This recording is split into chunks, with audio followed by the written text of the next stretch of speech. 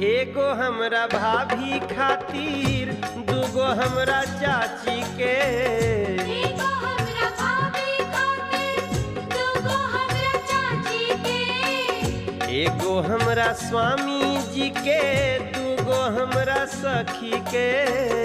एगो हमरा स्वामी जी के, दूगो हमरा सखी के। एगो मनोज खातिर ले ले अइहा चुनरी। एगो तू हमरो खातिर ले ले अइहा चुनरी। एगो मनोज खातिर ले ले अइहा चुनरी।